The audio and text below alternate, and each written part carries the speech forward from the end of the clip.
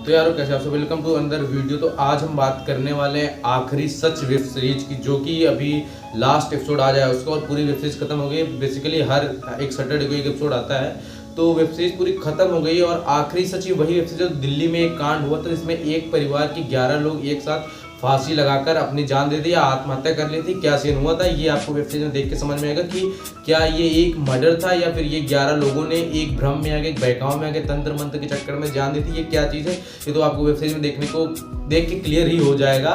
Basically देखो, ये case आपने सुना होगा, ये करीब 2018 के आसपास हुआ था, अप्रैल में, जो कि न्यूज़ में काफ़ी तगड़ा चला था। दिल्ली में हुआ था ये सीन, एग्जैक्ट जगह का नाम तो मेरे को याद नहीं है, पर दिल्ली में एक जगह पे हुआ था जो कि बहुत मतलब वायरल होता है। इसलिए एक बाबा हुआ काफ़ी इसमें इन्वॉल्व होते, तंत्र मंत्र का चीज़ था, पुलिस केस हुआ था, काफ़ी लंबा कहानी चलती है। भाई एक परिवार की 11 लोग जो फांसी लगा के मर गए, क्या कारण था, क्या किसी ने मार दी, ये क्या चीज़ थी, इस चीज़ को वेब सीरीज में दिखाया गया। और स्क्रीन पे जो इसका काफ़ी था, काफ़ी अच्छा था, मतलब काफ़ी से ब्रूटल नहीं दिखाया गया, काफ़ी बैलेंस करके दिखाया गया है कि हाँ एक कड़ी दर कड़ी खुलती जाती है। पर मैं आपको बताऊं कि अगर आप इसके 5 एपिसोड देख लोगे, 4 से 5 एपिसोड, आप प्रेडिक्ट कर लोगे कि एक्चुअली आगे हुआ क्या था। फिर भी लास्ट में मुझे लगा कि कोई सस्पेंस रखेंगे या कहानी को कोई नया मोड़ देने का प्रयास करेंगे। पर हाँ, 4 एपिसोड तक आपको सस्पेंस काफ़ी अच्छा देखने को मिलेगा। और जो बिल्डअप कहानी, कैरेक्टर इंट्रोडक्शन कराया है वो काफ़ी अच्छा था। मतलब एक एपिसोड चलता है, उसके बाद जब कैरेक्टर इंट्रोडक्शन कराते हैं तो हमको महसूस होता है कि हाँ कहानी को एक अच्छी दिशा दी जा रही है, इसको मतलब ऐसे बहुत उलझाया नहीं जा रहा है। पर इस सीरीज की बेसिकली बात, सबसे मेन बात है तमन्ना भाटी, जो कि परफॉर्मेंस उनकी काफ़ी अच्छी थी, जो कि हमको देखने को लगा। बेसिकली एक सीनियर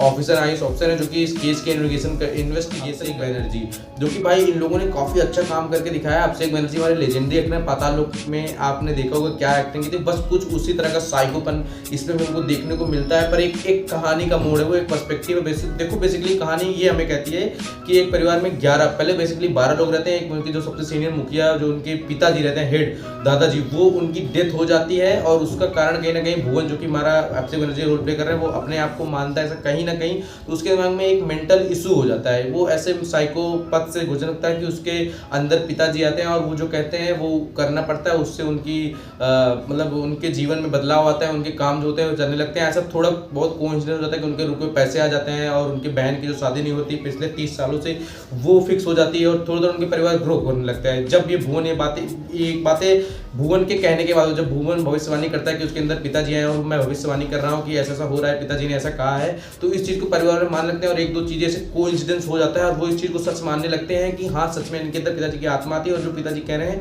वो करना पड़ेगा। ऐसे कहते कहते एक एक स्टेप आगे बढ़ते बढ़ते लास्ट में कैसा समझ आता है कि उनके पिताजी की ऐसी ख्वाहिश आ जाती है, जो कि मर चुके हैं, उनके अंदर आते हैं, आके कहते हैं कि आप सब लोग बरगद के पेड़ की तरह ऐसे लटको तो फिर मेरी आत्मा को शांति मिल जाएगी या मेरी पूजा सफल हो जाएगी, ऐसा सीन है। तो वो लोग लटकते हैं, पर अंत में वही जो अंधविश्वास का एक सहारा लिया जाता है, एक पर्सपेक्टिव, जो कि हमारा अंधविश्वास इस पीक पर पहुंच जाता है, इस साइको पर पहुंच जाता है कि हम वास्तविकता और कल्पना में अंतर नहीं समझ पाते हैं। और वो चीज़ हमें वेब सीरीज में बहुत अच्छे से देखने को मिलती है। लास्ट में क्या होता है ये आपको वेब सीरीज में देख के ही समझ में आएगी, क्या किसी के पीछे मर्डर का हाथ था या फिर ये एक बीमारी थी, जो कि मेंटल इशू से सफर कर रहे एक इंसान ने अपने पूरे परिवार को एक अंधविश्वास के चक्कर में 11 लोगों के साथ सबको एक साथ फांसी पे चढ़वा दिया।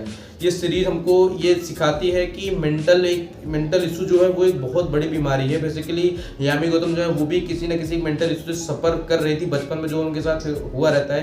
बेसिकली हम लोगों के साथ बहुत सारी ऐसी चीज़ें हुई हैं बचपन से लेकर अब तक, या जब भी कि हम लोग उसको किसी को शेयर नहीं कर पाते हैं। कोई ऐसी घटना हुई, कोई हमारे दोस्त है किसी के साथ कोई सुसाइड कर लेता है, क्या चीज़ें कर लेते हैं जो सिर्फ हमको पता। कोई ऐसा राज होते हैं जो डार्क होते हैं, जो इतने ज़्यादा घिरे हुए होते हैं कि जो सिर्फ हमको पता होता है पर हम किसी से कह नहीं पाते हैं, और हम उस मेंटल इशू को लेकर सफ़र करते हैं। सोते जागते उठते बैठते कहीं कहीं अचानक से में वो बातें आ जाती हैं और हमारा पूरा नर्वस सिस्टम हिल जाता है। तो ये चीज़ बहुत ही मतलब एक इंसान ह्यूमन है ना, हमारा नेचर, तो इस पर बहुत ज़्यादा असर पड़ता है। तो बेसिकली अगर आपके मन के अंदर कोई बात है जिसको आप बोझ समझ के उठा रहे हो, तो कृपया करो कि किसी अपने बहुत ही करीबी, जिस पे आप विश्वास करते हो, बेसिकली आप तो कोई विश्वास का पात्र नहीं, पर अपने माता पिता है जो आपके बहुत करीबी हो, उनसे शेयर करो। आपका मन हल्का होगा। और जो इस तरह से आप परेशान हो उस चीज़ से, उस चीज़ को इतने हल्के में ना लो। मतलब मेंटल इशू जो है बहुत बड़ी चीज़ है, जो कि इंसान सफ़र करता है। मैंने भी सफ़र किया है, इस चीज़ को मैं बहुत अच्छे से जानता हूँ कि जब कोई बात आपके अंदर हो और आप शेयर ना कर पाओ तो किस तरह की आपको ग्लानि महसूस होती है। आप दुनिया में तो रहते हो पर